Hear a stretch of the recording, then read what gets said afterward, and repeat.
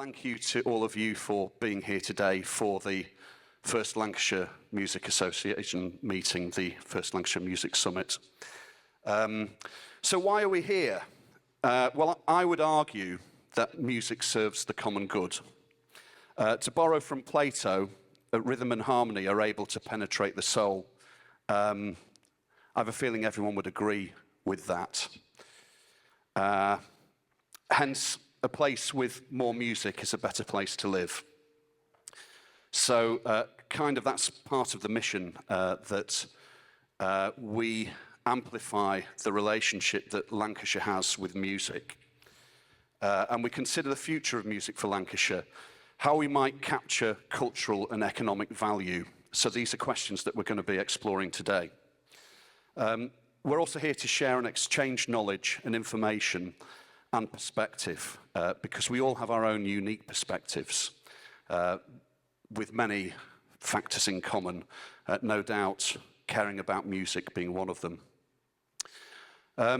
Perhaps most importantly, we should use this as an opportunity to build and develop our networks. So, I would encourage you to speak to people that you don't know. Hopefully everyone has got a sticky badge on that has their names. And yeah, go out of your comfort zone a little bit. There are some, well, you're all very interesting and all very important. So what happens next after the summit? Can I have the next slide, sorry? Okay.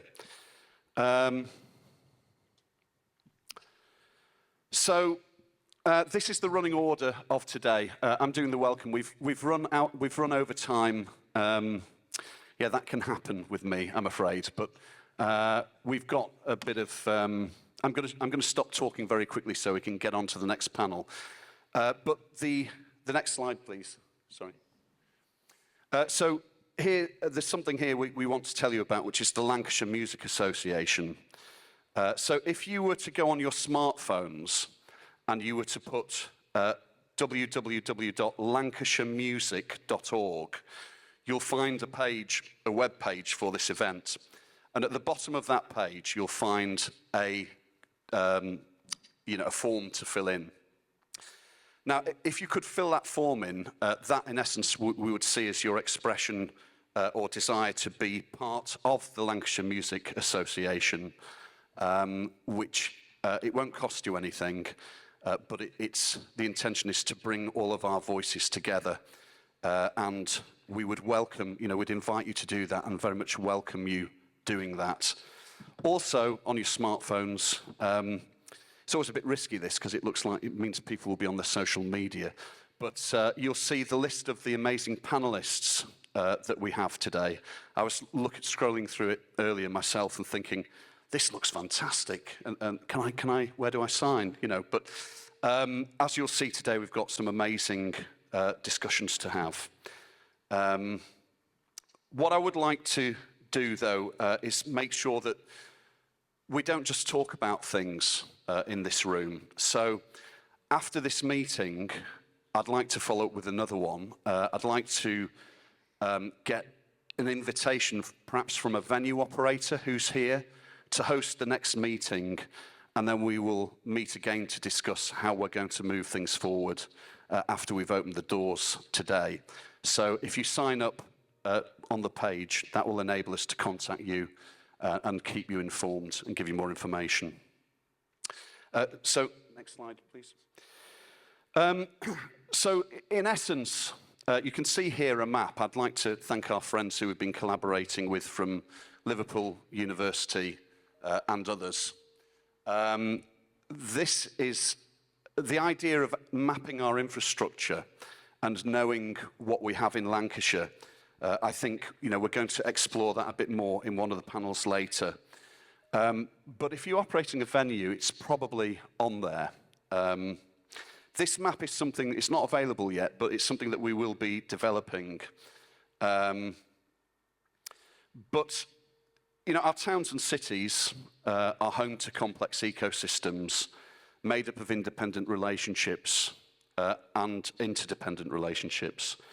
And to illustrate venues need relevant, high-quality content to entice audiences, and artists need places to develop craft, try new ideas, and develop audiences. By joining the ecosystem up, we can potentially create a more complete ecosystem with wider scope and potentially unlock more strategic thinking, enabling new models of practice. So these are things that we're looking to do with the Lancashire Music Association, and we'll hear more about this stuff later on. I think really I do want to stop talking now. I'm mindful I'm taking a lot of time, and we have limited time. Just to summarise, please go to lancashiremusic.org. Please sign up, and we can continue this conversation. So we're going to start with the first panel today. And one of the things that the overarching themes of today is how do we build and develop our music industry in Lancashire? So I'm going to just hand you over to Anne Harrison, who probably needs no introduction, but there's a fantastic book called Music the Business, which Anne wrote, and Anne is a leading British music lawyer. Over to you, Anne. Thank you. Thank you, everyone.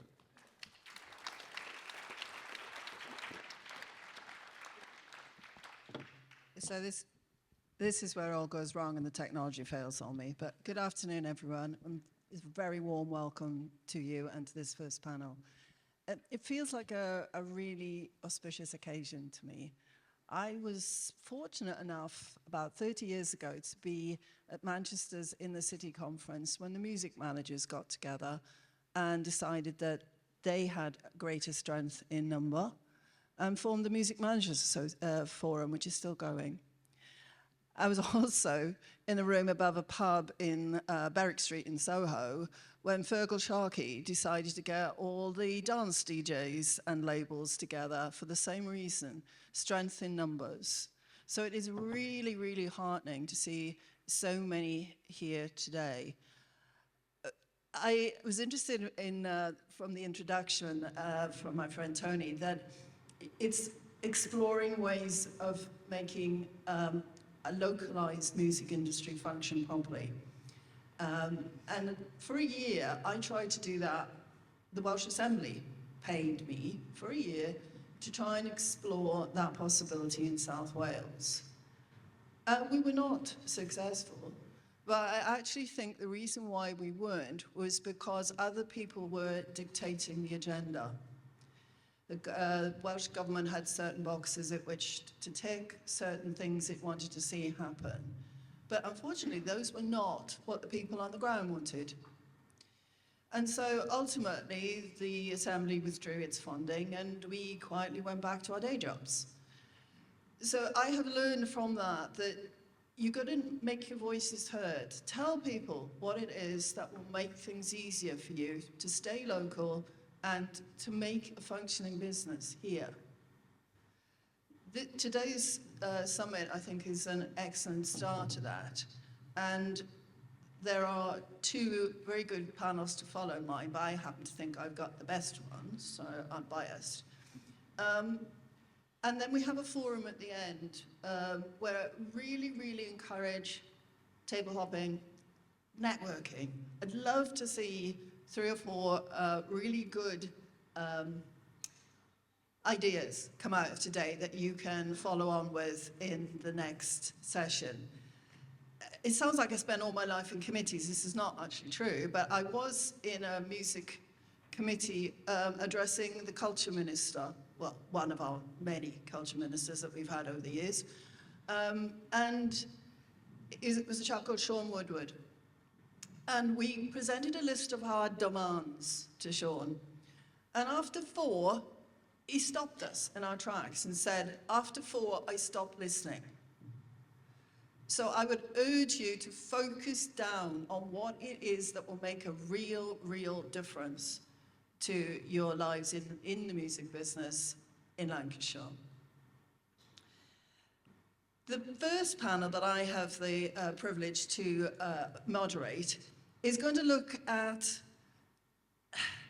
basically what I might call the structure or the infrastructure of this industry from various perspectives as to what is available in resources. We haven't got all bases covered, but we're making a good shot at it. So I'm going to invite my panelists to introduce themselves with what I call an elevator pitch, which is, imagine you're getting in a lift in the ground floor with someone who might offer you money. By the time you get off at floor 10, you've got to convince them to invest in you. So with no pressure, I'm going to start with Ben and ask him to briefly introduce himself, please. Good evening, everyone. Or good afternoon. Yeah, you didn't mention an elevator pitch, but when we were on the side of the stage then. So I'll introduce myself first. My name is Ben Rapp. I work for Lancashire Music Service, and Tony mentioned us in his introduction. We are the hub lead organisation for Lancashire Music Hub. We are also a Lancashire County Council service, and we work with children and young people across Lancashire, many thousands that we teach in individual, small group and whole class lessons. We teach instrumental, singing and music technology lessons around the county. Is that it? Perfect. Next on my esteemed panel is Kieran. Kieran, do you want to tell us about yourself? Hi, good afternoon, everyone. My name is Kieran Montague. I qualified as a solicitor in 1994, long ago it seems. My specialism on a day-to-day level, I'm based in Manchester and I specialise in employment law. I also have an MA in the music business from the University of Liverpool. I've developed an interest in that, in particular in copyright and contract law. I've also had a few speaking engagements here and there. I'm a keen amateur musician as well myself. I play bass in at least 2 bands, possibly a third to follow. But I'm basically here because I'm interested in trying to give some support to the music communities within the county. Thanks very much, Kieran. We'll come back to you in more detail later. And on my left is Daniel, or Dan. Would you like to tell us about yourself? Hi everyone, my name is Dan Jones. I work as a writer relation and outreach manager for an organisation called PRS Music. If you don't know who they are, they're an organisation that represents the rights of songwriters, composers and producers in the UK and all around the world. My job entails me making sure our members are happy, so dealing with reps, accountants, solicitors and the members themselves. If they've got any questions about PRS, I make sure they know the answers to them. I also take care of our emerging talent program, so make sure all up-and-coming songwriters in the UK who should be signed up with PRS are signed up and they understand exactly what they do and how they can make money out of us. I also sit on kind of various different music boards. I run a music publishing company as well for some punk and hardcore bands in my part-time. Thank you, Daniel. Maybe I should have a session because I still don't understand fully what PRS does, and I certainly can't fill in the forms.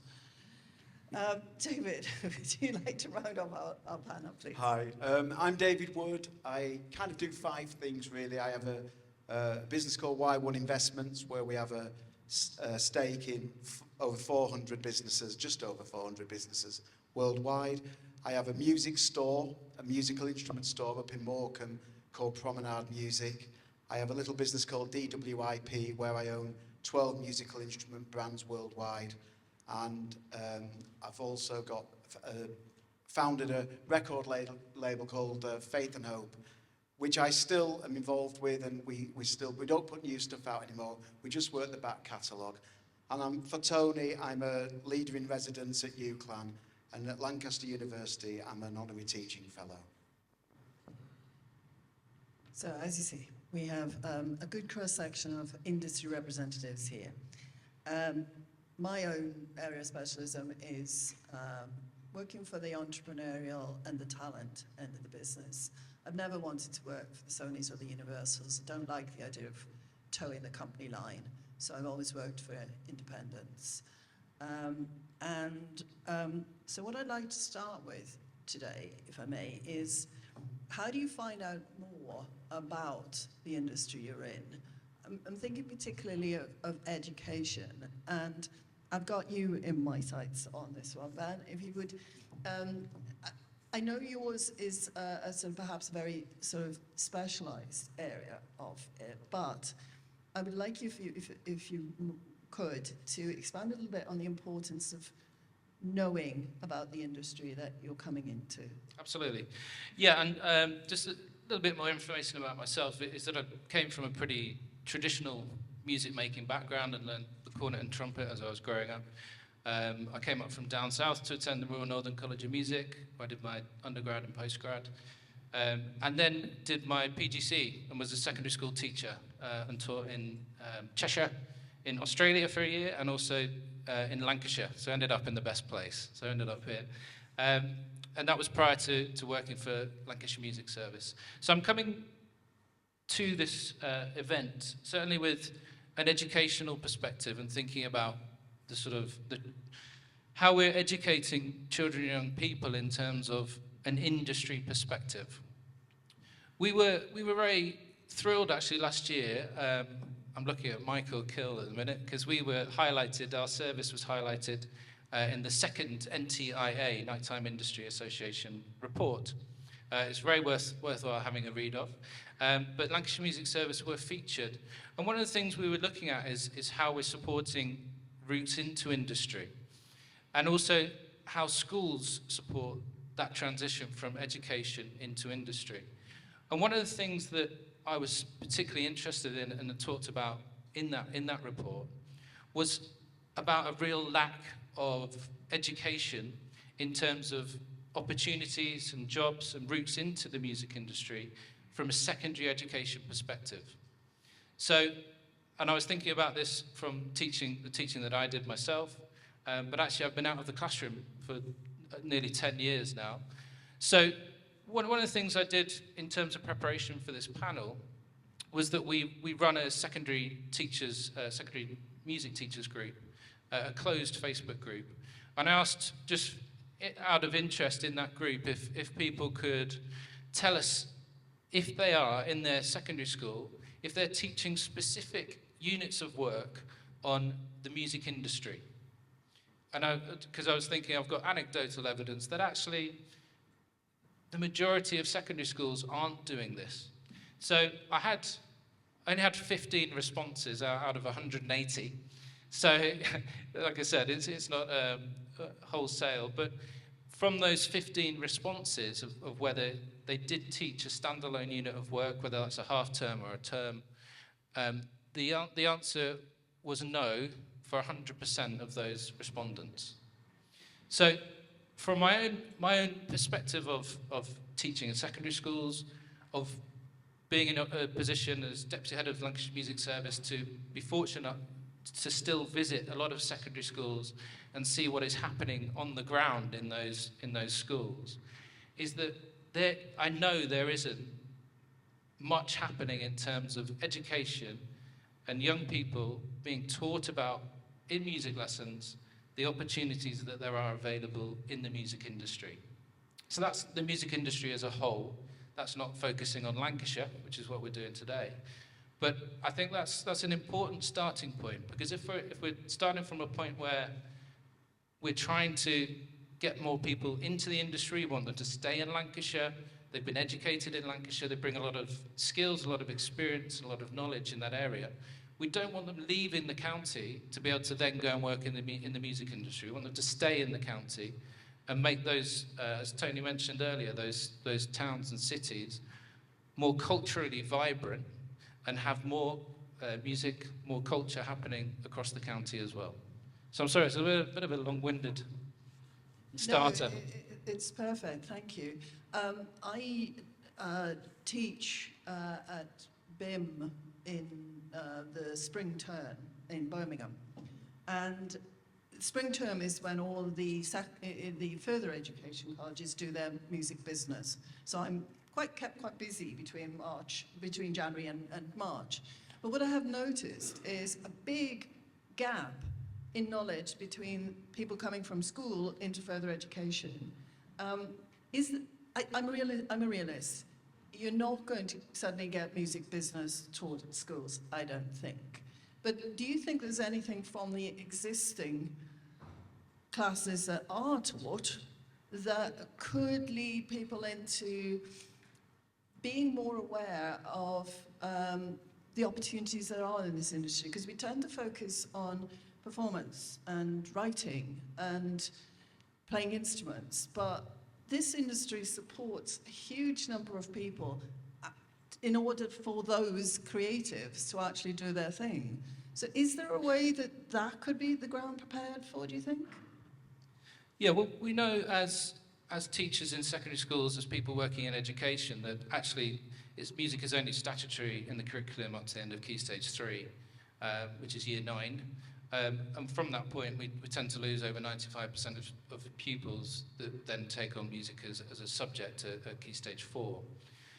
So if we want to start to change the opportunity of having an education about the music business or the music industry, that has to happen prior to losing those children and young people at the end of Key Stage 3. So one of the things I talked about in the report that I talked about earlier with the NTIA was about trying to link up industry with education in a much more real way in terms of having units of work that we can give to secondary teachers to look at and try to incorporate into the music curriculum. But also those tangible links between venues, getting pupils out to venues. It's brilliant to see the pupils here today from Cardinal Newman and talking to James, one of the teachers for the course, about giving them opportunities to go to the Ferret to do live music opportunities. It's that sort of tangible look at not just performing in that industry, but there's a vast array of roles that you can do, as you're in a good example of, within the music industry. It doesn't necessarily involve writing a song or performing. So I think there definitely needs to be a better links between education and industry before we make any change at all. Yeah, I think I would agree with that. David, I was talking to you briefly beforehand, and you obviously have a connection with UCLan. Incidentally, this is the first time I've ever been called Dr. Harrison. UCLan were very, very kind to award me a doctorate 2 years ago, and the only person that's ever used it is my mom. So I feel really proud and honoured to be Dr. Harrison today. But David, you were saying about how the further education, it's dropped away a little bit in your time, you were telling me.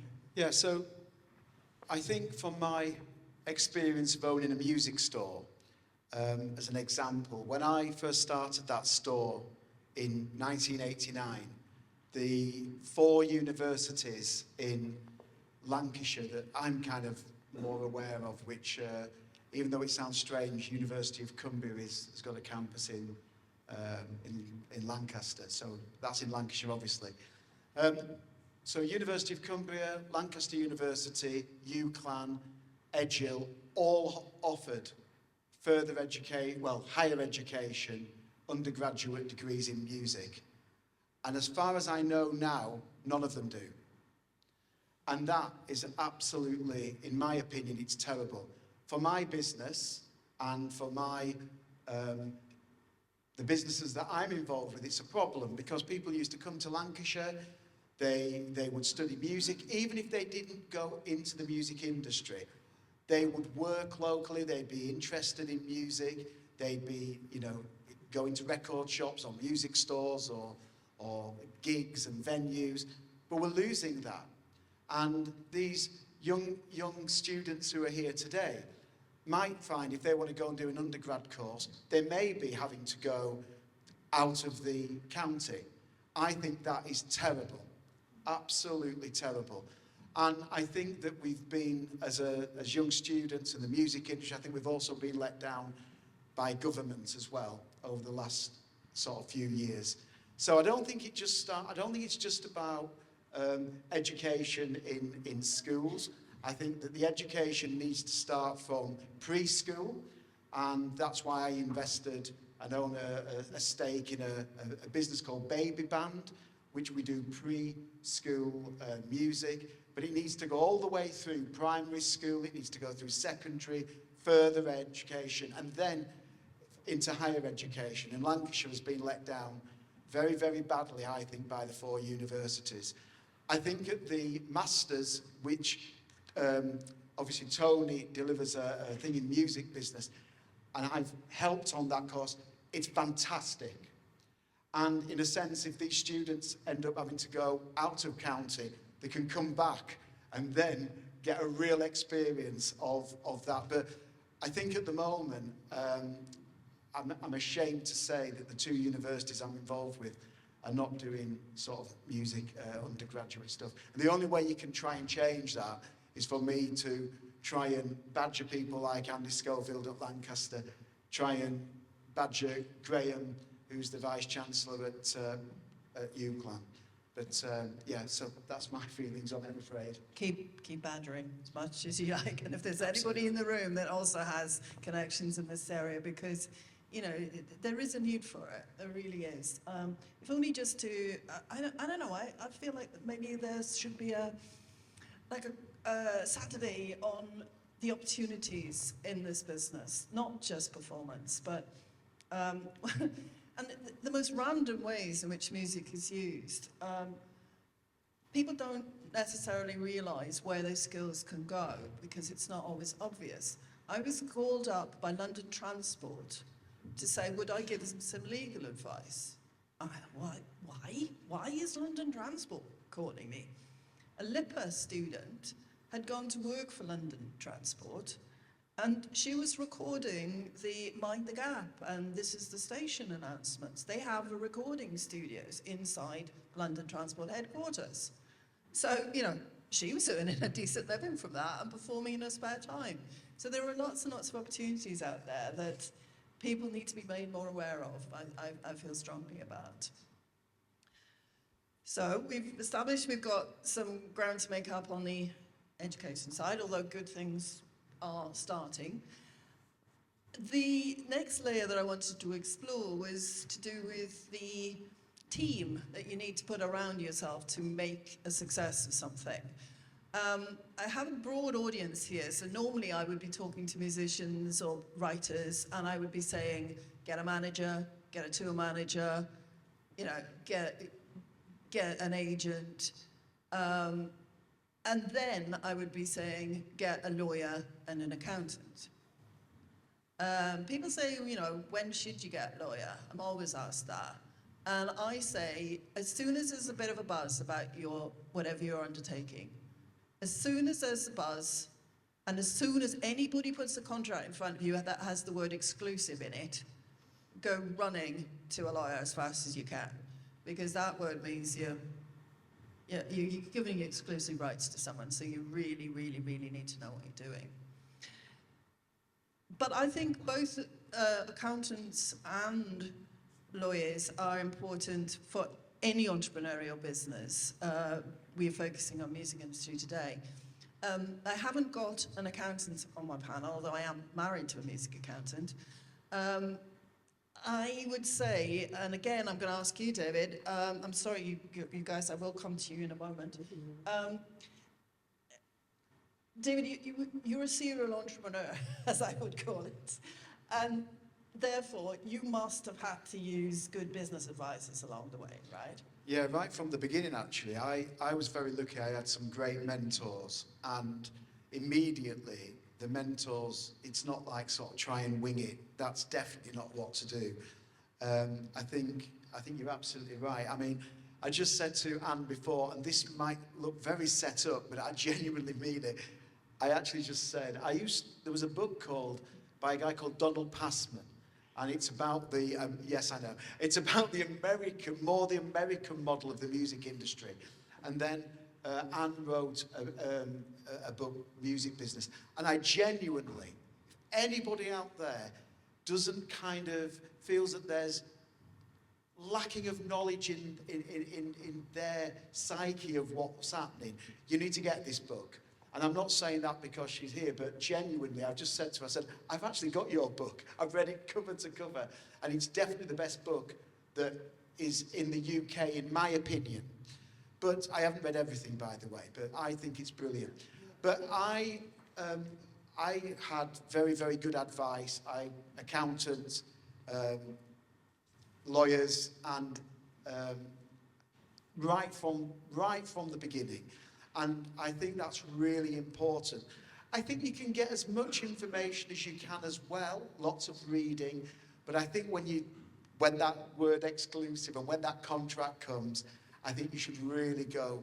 And not somebody that your mum and dad knows that maybe did the conveyancing on their house when they moved, a specialist.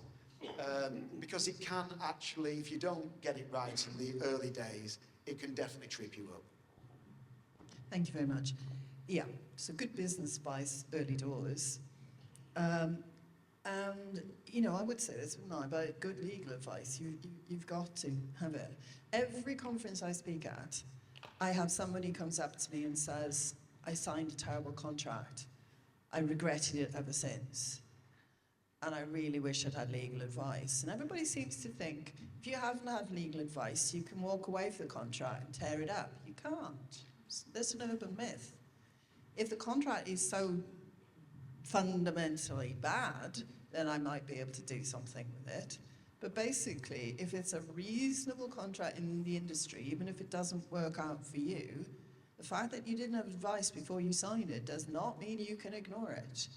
So whenever you're entering into any legal undertakings, you need to get some advice. And I think that would apply anywhere, wouldn't it? Yeah, and I was going to say, any of you with the Musicians Union or your students, you can get a really cheap rate to join the MU, and they've got like a legal service where they can review stuff for a certain amount of hours for free for you. So that can be well worth just joining the MU for. And on our website, we've got a list of music accountants and solicitors who will be willing to see you for up to 2 hours for free to give you initial advice. We've got ones all around the country as well, so if you want to speak to a northern one, we've got quite a few in Manchester that's worth speaking to, as well as that. Oh, that's great, yeah. And from the songwriting side, there's an organisation that some of you might have known as BASCA, it is now called the Academy. They have a similar referral system. But we actually have a lawyer on the panel with us this afternoon. So, and he's local. So let's hear from Kieran as to how important you think it is to get proper advice. Well, I suppose I could just start by simply affirming and agreeing with what the other panelists have said. I think the law is something that maybe scares people, maybe intimidates people. The analogy I sometimes use is that the law is a bit like fire. It's a good servant, but a bad master. And if you get it wrong, or if you don't take any legal advice, you can get your fingers burnt.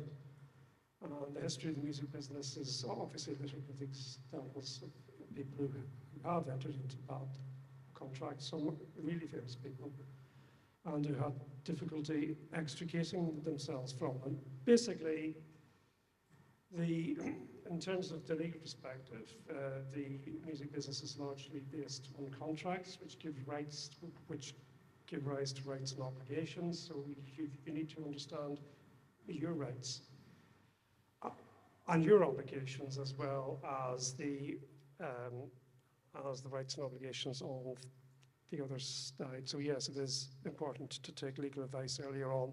It doesn't have to be terribly complicated. You don't have to lawyer up. There's plenty of lawyers out there who can get to the heart of the matter really quickly and give you pragmatic and sensible advice without legalese, and hopefully make your passage through that side of the business pretty straightforward. Thank you very much. Leading on from that, I thank you, David, for that write-up about the book. I'll give you your commission later. That's great. I'm writing the new edition currently to come out next year, and they want a new chapter on AI. And it's going to be out of date by the time I publish it. But, you know, you can only just make your best efforts of this. And I'm sure there are some of you that are thinking, I can get some legal advice off ChatGPT. Good luck with that. For a start, it's going to probably be US biased, and we operate a completely different legal system over here. And it's also still learning on the back of our work, by the way. The government needs to very much shape up on AI, because you can't stop it. It's out there. Genie's out the bottle. It was the same with mp3.com and illegal downloads. They were already doing it. There's no way we were going to stop them. What we should have done was to bring them on side and do deals with them. And I've noticed that Meta is now doing deals for its use of copyright material. That's what we need to be doing. But at the moment, the focus is on shutting it down. You can't. It's too late. It's out there. They're not going to listen to us. So basically, what we can try and do is to try and work with them so that at least when they use our copyright material, we will get something. Probably pennies, but maybe a lot of pennies. So who knows? But please don't think you can get legal advice off the net. You can't. You can get maybe a very, very simple agreement to employ a session musician on, but even then, I really, really would be nervous, because there are so many subtleties on every single deal you do. And Kieran would be the first to tell you that, you know, what he does is he sits down with his client and he finds out what makes them tick. Is that right, Kieran? Yeah. Yeah. And Yes, I think that's fair, yeah. Yeah. yeah. And each is individual. I mean, I might have one client that just says, show me the money. Give me as much money as you possibly can. And to be honest, that's okay. But then I will also have someone who will say, yeah, I'll take less money, but I want more creative control. And I can't do a one-size-fits-all on that. You've got to find out what that individual needs. And I presume it's exactly the same when you're doing an executive's contract, Kieran. You would find out what they need, wouldn't you? Yes, your legal advice has got to be practical. It's got to be tailored to the client's needs and expectations. And you've got to manage the client's expectations as well. Yeah, that's true. Not everyone could do the £1 million record deal, which never was a £1 million record deal, but never mind, we won't go there. Now, I have left you sitting on your own far too long. We have quite a structured industry in this country, and it can sometimes appear like a real maze as to who does what and where do they all fit in, and there's acronyms everywhere that, you know, there's new ones come up every week, and I think, which one is that now? Is that dance music, or yeah, where do they belong? But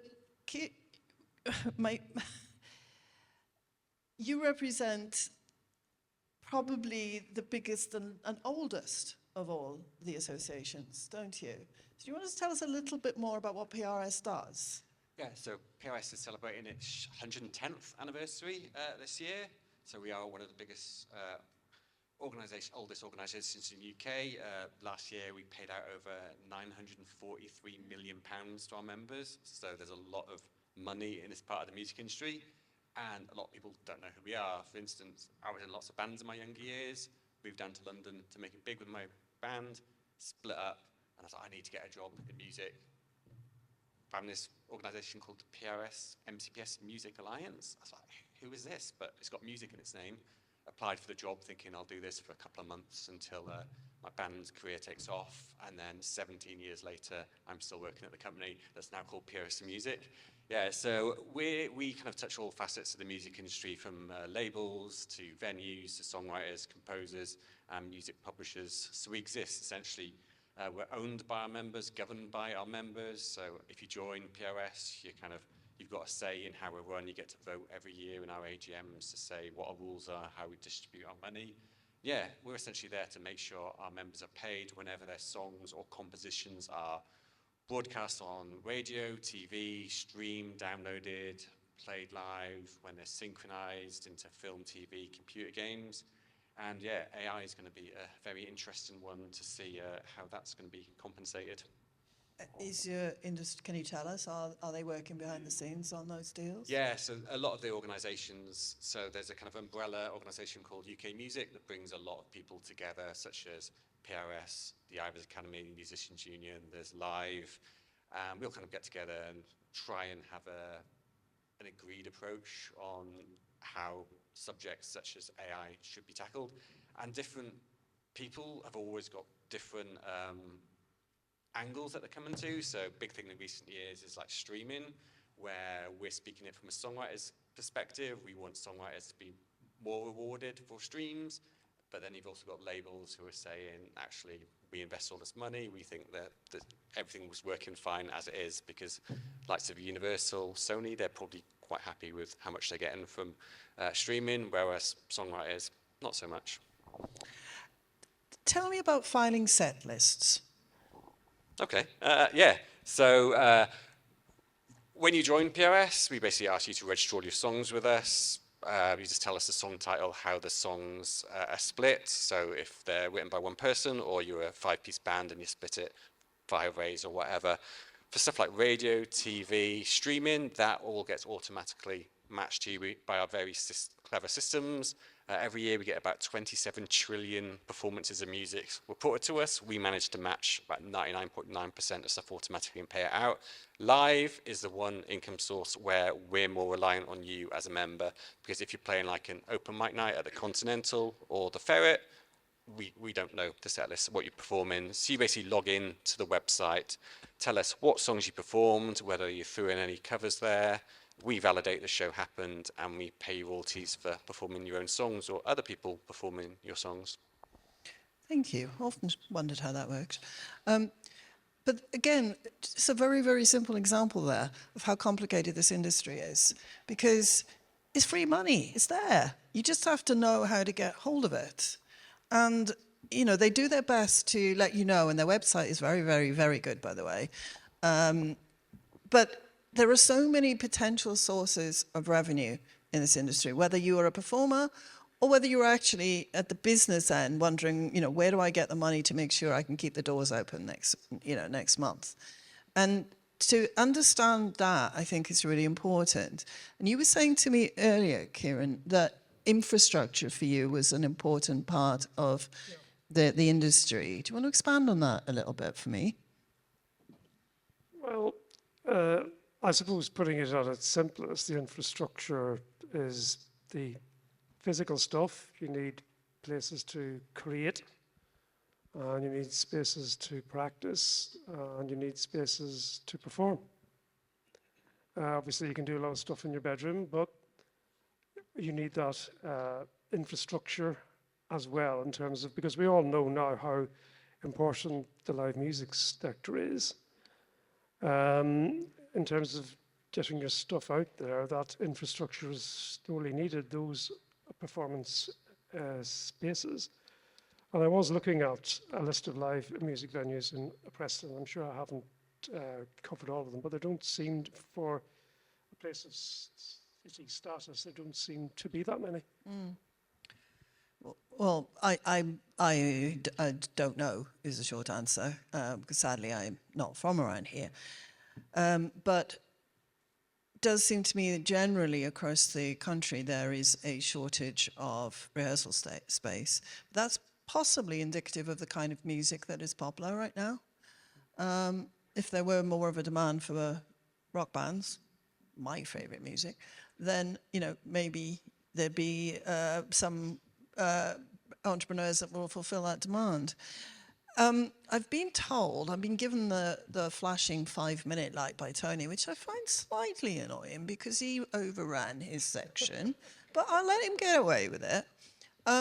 You've probably heard as much as you ever wanted to from us today, but I would like my panelists, I said earlier, 4 things that maybe we could take forward. So I've got 4 panelists here. Can I have from each of you what one thing you think would make a difference? The thing that made a difference for me, I think, was my mentors. I had some great mentors, and I would ask for help. I don't think a lot of people ask enough for help, but I did. I had, in fact, one of them actually, Anne knows, who's a guy called Doug Darcy, who was the president of Chrysalis Records and now owns 30% of my label. So it worked out double win for me. So, yeah. mentors. Great, I'd agree with that. Kind of similar, I'd say kind of collaboration is key. You never know who you're sat next to. There's a horrible phrase that I'm going to use, but you're, oh God, Go on, I hate, go on, I go hate on. myself You for can do even it. saying this. Oh God, I want to slap myself. I'll do it for you. Your network is your net worth. I'm so sorry. But like, you never know, like, I used to be the training manager at PRS, training all new staff that started in the membership department. I trained a person who's now like head of Spotify, head of Google. Basically, they're far more successful than me. But now I can go back and say, oh, you remember me back in the day? Can you help me with this thing? And yeah, you never know the next manager, the next CEO of a major, not that that's a great thing, of a great independent, maybe sat next to you. So yeah, communicate with people, collaborate, and you've got lots of knowledge in this room. Absolutely agree with that. I trained the person who's now head of legal at Google, and I was having terrible trouble trying to get a website taken down. I had tried every which way. I thought, I'll call Ben. And I went to the top and Ben sorted it for me. Now, you can only call those favours in once in a blue moon, but this really was one of those where I had to. So, yep, I would agree with both my panellists here. So moving on, Kieran, what would you say would make a difference for you? Well, I suppose I mentioned infrastructure a moment ago, so I would say infrastructure, but also the human infrastructure as well. So knowing where and how and from whom to seek advice at the appropriate time. Great, yeah. And probably sooner rather than later. Yes. And what about you? What would you say? I think going on from what I said earlier is much better links between industry and education, and informing children and young people from an early age about the opportunities available in the music industry. And like we've said, there are a vast array of opportunities. You don't just have to be a singer or performer. And that's probably my one thing I'd put today. Thank you. Now, I know Tony's lurking, but I'm not letting him in yet. 5 minutes for questions from you, because we've given you our agenda. If there's any burning questions in the room that can't wait till the forum later, now's your chance.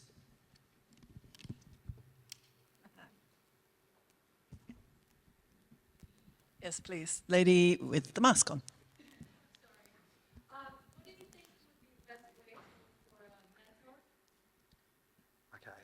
So the question was, what is the best way to get a mentor?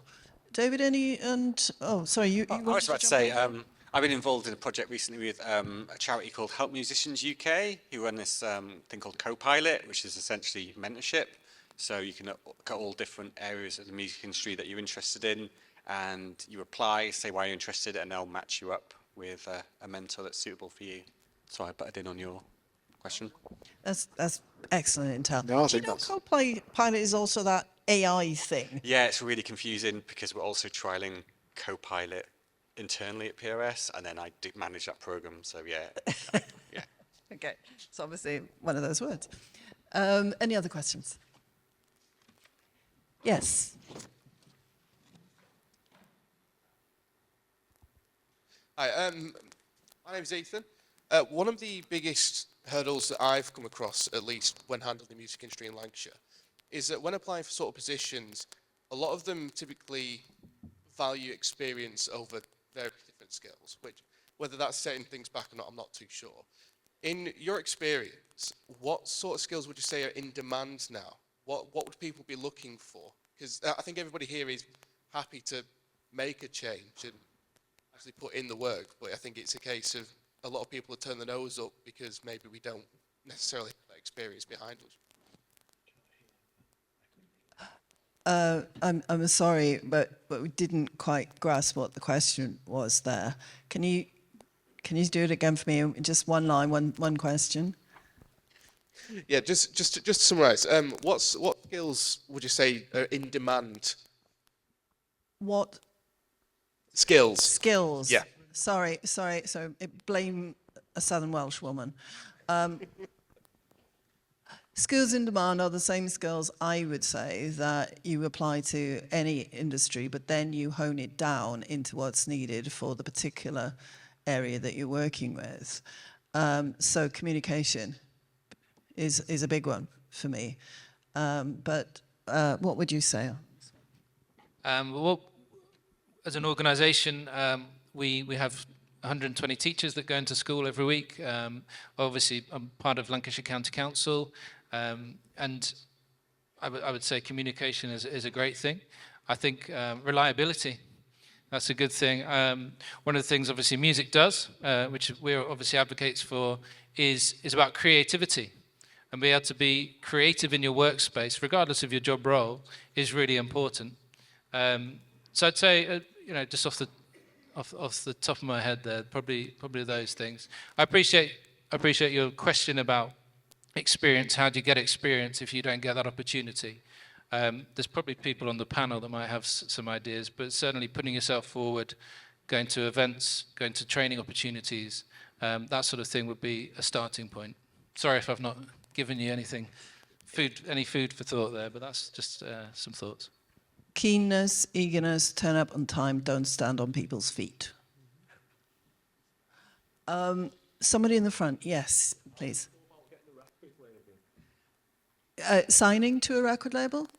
You've got to get what I term as the buzz going behind you. You've got to have people that are talking about you in some form or another, whether that be on socials or live or whatever. You've got to draw the spotlight onto you. How you do that is very, very different from person to person. But you could start. You could just do digital, or you could start in local venues. You've got to hone your craft till it's the absolute best it possibly can. Don't go out half measures. Be professional. And when you're ready to go, then start making your music more available. And if you can find a local champion, I don't know, do we have local radio here? Do we have, local scouts who could champion you? And then you just need one champion. And they will then start talking about you to other people. And if you have, excuse me, I don't know you, but if you have any talent at all, it will rise, but you're going to have to work damn hard at it. And anyone want to add anything to that? Do you want to add anything to my answer on that one? Yes, gentleman in the back there. No, you. Hang on till the mic gets to you.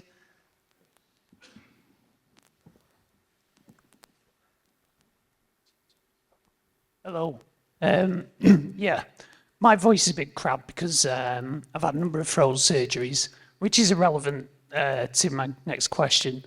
As someone with a hidden disability that runs a music label in Preston and a musician, I want to ask all of you on the panel, with all your responsibility, power, and, well, everything you can possibly do in your realm, do you think you're doing enough for disabled musicians, in regards to representation, accessibility? I'm not just talking physical disability, I'm talking about mental disability as well. It's hard enough for people just from different backgrounds, whether or not you're black or even another ethnic minority group, to get funding and to get recognised.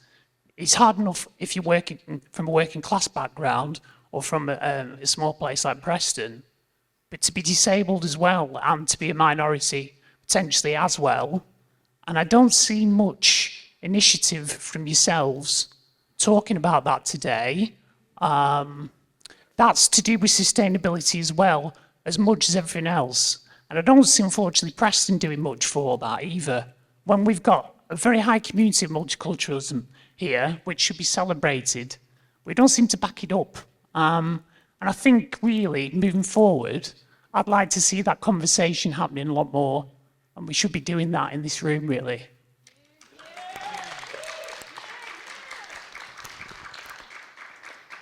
Thank you. There was an excellent organisation meant to be represented today for those who are disabled, but unfortunately she couldn't make it. It is an excellent organisation called Attitude is Everything. I've done some work with them, and they're working very hard on improving access, particularly to live venues. And perhaps that will come up on one of the later panels. In terms of diversity, Well, you have got one woman on your panel, so we're not entirely all white male, but I take your point. But in a sense, these panels self-select. So if we have people from other ethnicities who wish to be on the panel, just make yourself known. We'll be happy to hear from you. And of course, in later panels, there are. It's just this one. Okay. Can I just come in just to talk a little bit about the work our service is doing in terms of accessibility. We work with all 30 of the specialist schools, SEND settings in the county. We're also supporting alternative provision schools with resources and access to training. That's at no cost to those settings as well. We're the first music service in the country, I think in the world, to say we've got the first accessible instruments and music technology library, and we provide instruments and tech that is accessible. That's part of the accessible instruments. We provide those instruments to schools for no cost. They can borrow those instruments. We provide resources. We provide lesson plans. We provide training. So in terms of the educational side, that's a really exciting space in terms of allowing pupils with cognitive and physical challenges to access music and music making, and that's something that we're really proud to be doing in Lancashire as a Lancashire Music Service. Thank you, that sounds excellent. Now, I really am going to get yanked off this panel now, so save your questions to the final forum session. And gentleman who asked the last question, sounds like we could have a really good debate or discussion around that, so come back and talk to us later about that. Thank you very much for your time this afternoon, and I'll hand you back to Tony.